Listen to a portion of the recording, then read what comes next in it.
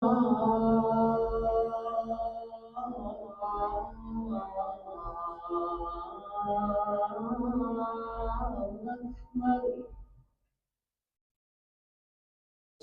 أن لا إله إلا الله.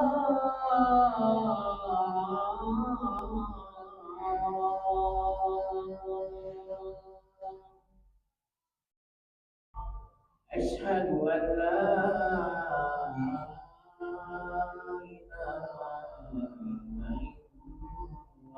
الله.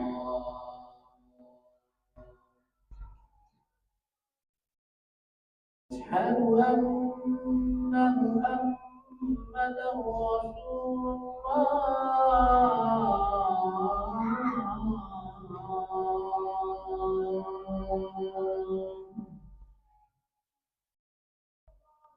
أشهد أن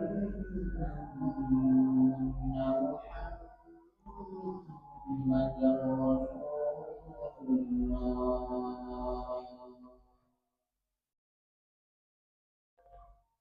حي على الصلاة.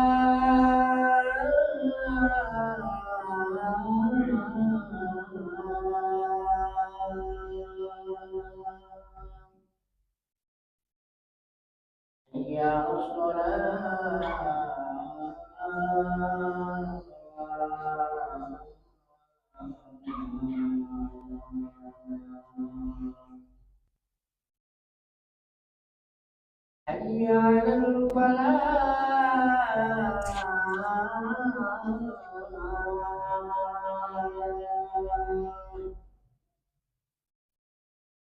حي على الفلاح.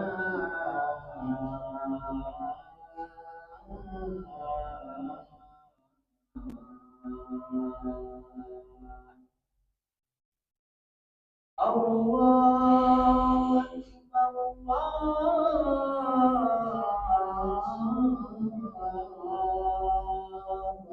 أكبر. لا إله إلا الله.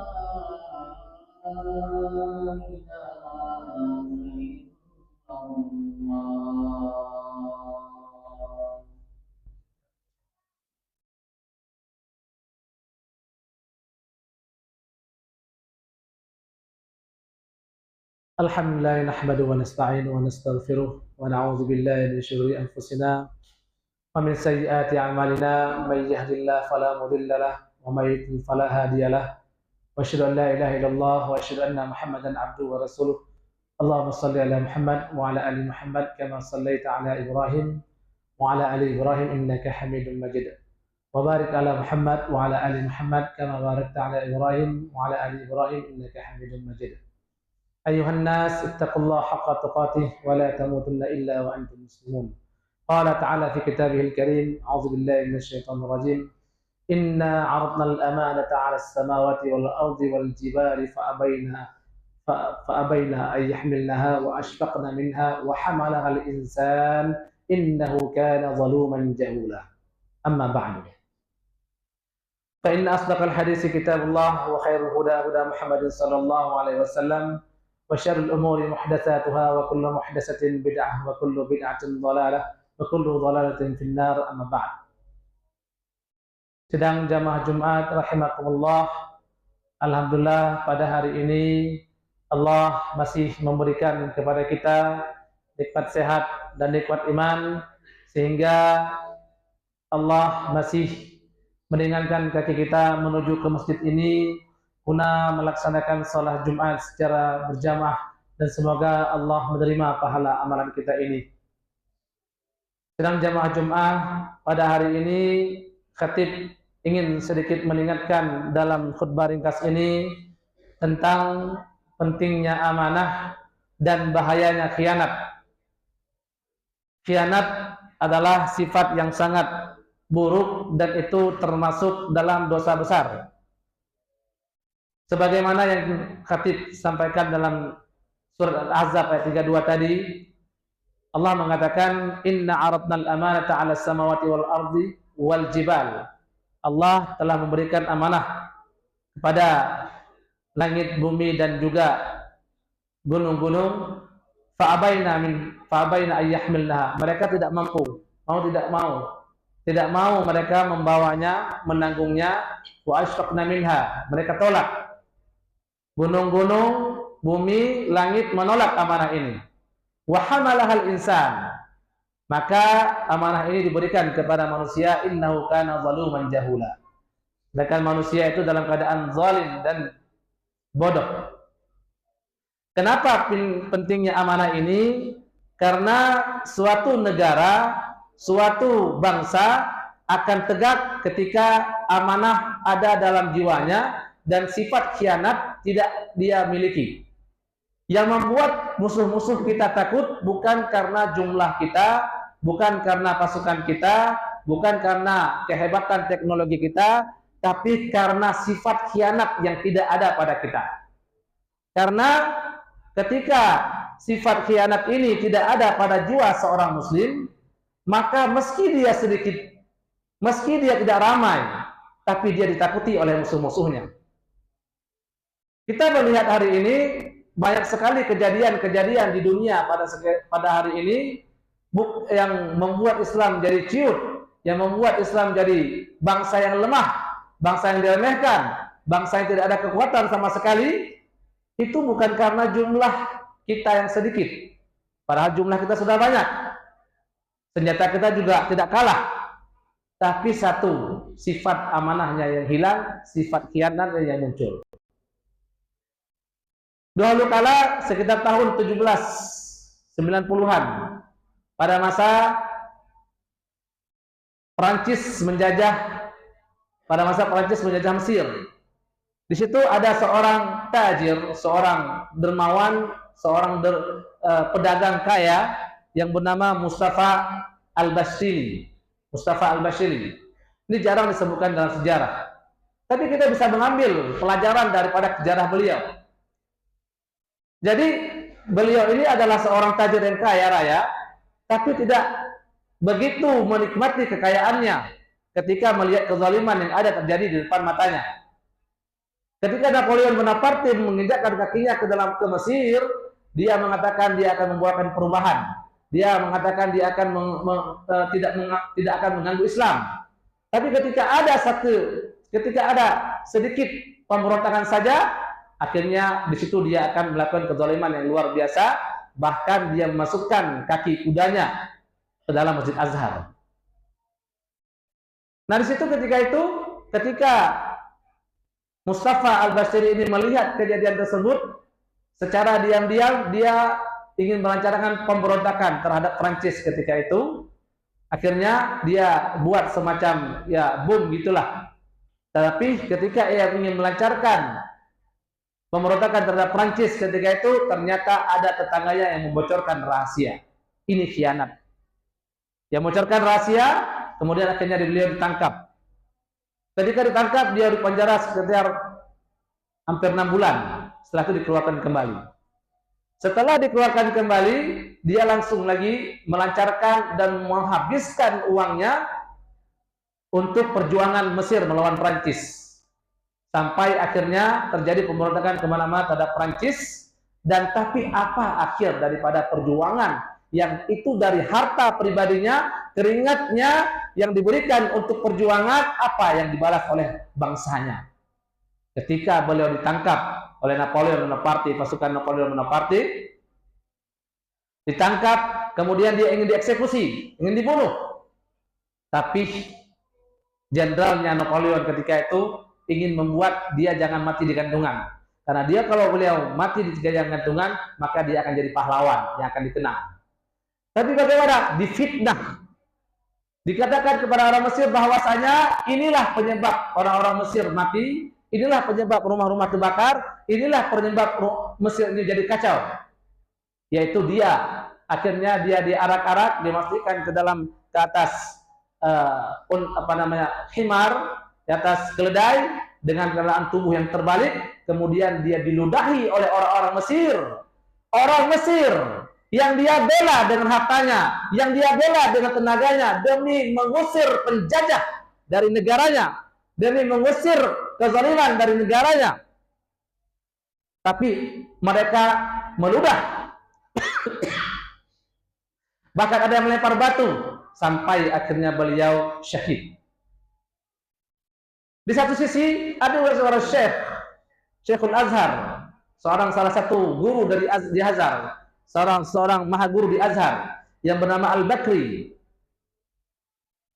Dia demi jabatan, demi harta, dia rela menjilat Napoleon Bonaparte, sehingga yang paling parah lagi, dia jadikan anaknya sebagai tumbal. Akhirnya anaknya menjadi pacarnya dan pelampiasan nafsu Bonaparte yang bernama Zainab Al-Bakri. Ya, ini dua hal yang sangat kontras. Salah seorang ulama besar tapi menjadi pengkhianat, tapi ada seorang pedagang yang menjadi tidak pengkhianat, yang dalam hatinya adalah bagaimana Islam ini maju. Ini segelintir contoh daripada pengkhianatan terjadi di alam bumi ini hari ini. Jadi sekarang ini kita jangan heran kenapa Islam sekarang ini sangat lemah. Jangan heran kenapa hari ini tidak ada yang tidak takut sama Islam. Jangan heran kalau hari ini ada yang membunuh, ada yang akan memperkosa, ada yang akan membuat kezaliman yang luar biasa. Tapi kita semua bisa diam. Tidak ada ketakutan pada musuh kita. Nah, kita bertanya, kenapa Allah membuat orang-orang musuh ini, musuh-musuh Islam ini, sangat berani kepada muslimin? Kita juga bertanya, apakah Allah tidak cinta orang Islam? Kita bertaubat, kita sembah Allah, kita menjalankan faridahnya. Sedangkan mereka tidak menyembah Allah, mereka tidak cinta sama Islam, tidak tunduk sama Tuhannya. Kenapa Allah membantu mereka, tidak membantu kita? Jawaban satu, kita tidak amanah dan kita lebih suka kepada khianat.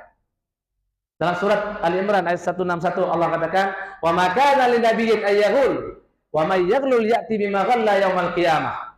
Tidak ada sepantasnya seorang nabi itu berkhianat. Dan barang siapa yang berkhianat, maka dia akan membawa khianatnya sampai kepada hari kiamat. Umar Mukhtar, seorang pejuang Libya yang berjuang dengan darahnya untuk mengusir orang rakyat Italia, mengusir penjajah Italia dari Libya, dan sangat ditakuti oleh orang Italia. Tapi apa yang dilakukan oleh orang-orang Libya ketika itu? Ketika Italia membuat sayembara, barang siapa yang bisa menangkap dan membunuh Umar Mukhtar, maka akan diberikan hadiah yang luar biasa besarnya. Akhirnya, siapakah yang membocorkan rahasia persembunyian Umar Mukhtar? Itu adalah dari tokoh-tokoh pejuang Libya sendiri yang ingin mendapatkan kehormatan, yang ingin mendapatkan kehebatan, yang ingin mendapatkan kekayaan dari tokoh-tokoh tersebut, dari Italia. Mereka orang-orang yang tidak akan disebut dalam sejarah. Mereka orang-orang yang dilupakan dalam sejarah. Tapi pasukan orang-orang yang memiliki amanah yang besar, yang tidak akan berkhianat, maka akan ditorehkan dalam tinta emas sejarah. Sejarah juga mengatakan Ibrahim Ibn al-Attar ada di antara jenderal dan di antara panglima yang memimpin pasukan terakhir di Granada, yang tidak mau menyerah hanya dengan 100 pasukan melawan 65.000 pasukan Fernando. Dia tidak menyerah sampai akhirnya dia syahid. Sampai akhirnya orang Spanyol sendiri, orang Kristen sendiri sangat mencintai Ibnu Attar, padahal dia musuh. Maka sampai hari ini pedangnya diletakkan dalam museum di Granada, dan bahkan patungnya dibuat di Granada untuk mengenang ini adalah tokoh yang sangat hebat. Yusuf, ada seorang namanya Yusuf Al-Bastani, dia seorang jenderal juga di Granada. Ketika Granada diserahkan kuncinya oleh Abdullah As-Saghir, beliau keluar sendiri dengan menggunakan pedangnya. Dia katakan, sekarang sebentar lagi orang-orang Kristen akan masuk dan menguasai Islam, dan mereka akan menguasai kita semua, akan memperkosa anak-anak kita, akan menghancurkan agama kita. Tapi saya tidak. Meski saya sendiri, saya akan pergi. Maka dia pakai pakaiannya, dia langsung menggunakan kudanya, langsung pergi ke tentara yang luar biasa banyaknya. Dikira oleh orang-orang kafir ketika itu beliau ingin menyerah. Tapi apa yang terjadi? Beliau langsung membunuh orang-orang pasukan itu sampai beliau syahid. Meski beliau syahid, tapi nama beliau tertonton dengan tinta emas sejarah. Inilah kenapa Nabi SAW mengatakan ayatul munafiqin salas, yaitu ciri-ciri orang munafik itu ada 3. Idza haddatsa kadzaba, apabila dia ngomong dia berbohong.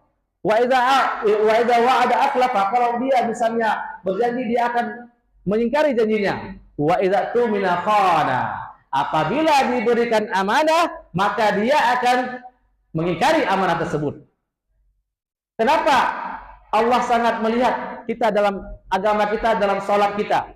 Kenapa Rasulullah mengajarkan kita dan mengatakan bahwasanya orang yang meninggalkan ya sholat, di antara tanda-tanda orang munafik adalah tidak sholat subuh dan sholat isya. Kenapa? Karena seperti itu sholat. Karena seperti itu kita menghormati dan menjaga aturan-aturan Allah Subhanahu wa Ta'ala. Supaya apa? Supaya ketenangan dalam hati kita datang dan kita tidak akan berkhianat. Hari ini pemimpin-pemimpin kita, raja-raja kita tidak tahu dimanapun ya, banyak sekali orang-orang yang berkhianat.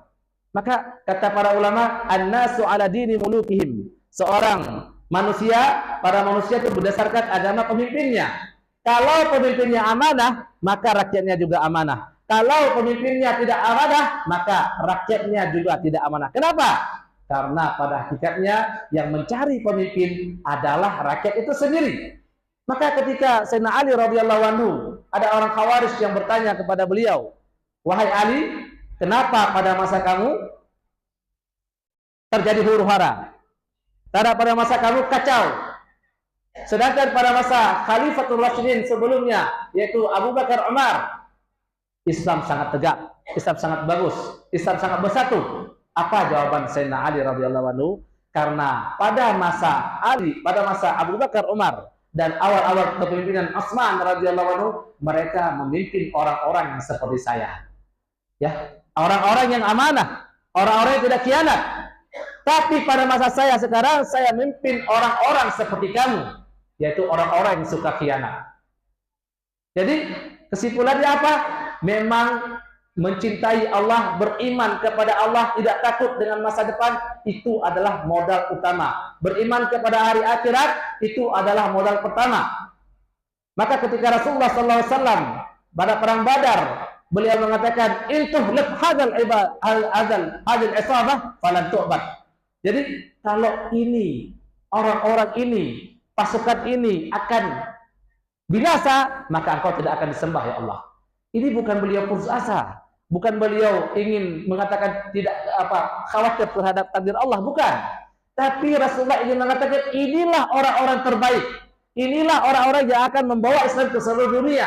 Inilah orang-orang yang akan ditakuti oleh orang-orang seluruh dunia. Maka tidak heran Islam yang hanya berumur sejagung saja tapi sangat ditakuti. Bahkan ketika Yazdajar, para pemimpin terakhir di Persia, ketika dia hampir tahu kalau akan hancur negaranya, dia utus utusannya bertemu dengan raja Cina ketika itu, ya, ingin minta bantuan. Kemudian si raja Cina ini bertanya kepada utusan tersebut, "Coba kamu kasih tahu bagaimana ciri-ciri orang pasukan ini, ya, apakah mereka menunaikan janji?" Apa jawabannya? Iya, mereka menunaikan janji. Apakah mereka banyak? Tidak, mereka sangat sedikit. Apakah mereka orang-orang yang kaya? Tidak, mereka fakir. Apa jawaban raja Cina tersebut? Tulis surat kepada Yazdajar. Yazdajar, kalau ini pasukan yang disifati, yang dibilang ciri-ciri oleh Rasulmu, oleh utusanmu, yang mereka tidak pernah meninggalkan amanahnya, yang mereka hanya mematuhi apa yang dikatakan oleh Rasulnya, maka menyerah saja, karena tidak mungkin kamu bisa mengalahkan. Seandainya mereka ingin menghancurkan gunung, maka mereka bisa menghancurkan gunung. Padahal kamu tahu, tentara saya bisa utus mulai dari Cina sampai ke Marwa, yaitu sampai salah satu daerah Islam. Saya bisa putus tentara saya yang luar biasa banyaknya. Tapi jangan coba-coba dengan pasukan ini. Meski mereka sedikit, tapi mereka memiliki kualitas yang luar biasa. Inilah fungsi daripada amanah, sehingga ketika amanah itu ada pada jiwa seorang pemuda, jiwa seorang raja-raja, ketika khianat mereka jauh, maka Islam akan benar. Ketika khianat tidak ada, maka pekerjaan-pekerjaan yang ada di sini akan selesai dengan cepat. Karena kenapa? Dia takut Saya takut khianat dengan amanah yang diberikan oleh Allah kepada saya. Saya takut mengambil harta orang-orang muslim walau cuman 100 rupiah. Karena ini adalah bentuk daripada khianat. Karena khianat 1 peser, 1 rupiah yang kita khianat daripada harta-harta orang muslimin, nanti di hari kiamat kita akan tanggung jawab. 1 khianat yang kita mengkhianati orang, menzalimi orang, menjelek-jelekkan nama seseorang, bahkan menjatuhkan namanya hanya untuk keuntungan kita pribadi. Ini adalah khianat yang luar biasa, kezaliman yang luar biasa, yang ia akan tanggung jawab di hari kiamat nanti. Tapi itu semua akan paham, akan dimengerti oleh orang-orang yang orang-orang itu beriman kepada Allah, beriman kepada akhir, takut dengan azab Allah, merindukan surga Allah. Maka ilmu ini sangat penting, tauhid ini sangat penting. Masukkan tauhid kita kepada orang-orang muslimin supaya mereka sadar bahwasanya mata-mata, bahwasanya para utusan malaikat-malaikat, mata-mata para malaikat utusan Allah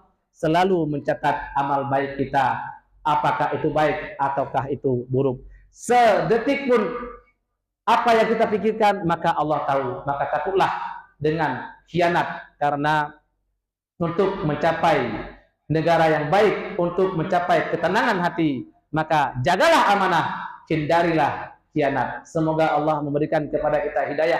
Semoga Allah memberikan hidayah kepada para pemimpin-pemimpin umat Islam, sehingga umat Islam bisa kita kembalikan seperti era pada masa sahabat Rasul SAW, meski sedikit tetapi mereka bagai mutiara di lautan.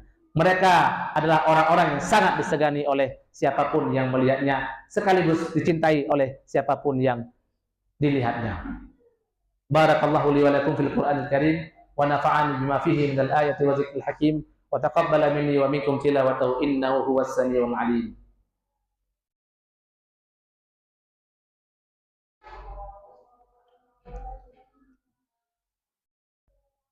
Alhamdulillah nahmaduhu wa nasta'inuhu wa nastaghfiruh wa na'udzu billahi min syururi anfusina wa min sayyiati a'malina may yahdihillahu fala mudilla lahu wa may yudlil fala hadiya lahu wa asyhadu an la ilaha illallah wa asyhadu anna Muhammadan 'abduhu wa rasuluh. Allahumma shalli ala Muhammad wa ala ali Muhammad kama shallaita ala Ibrahim wa ala ali Ibrahim innaka Hamidum Majid.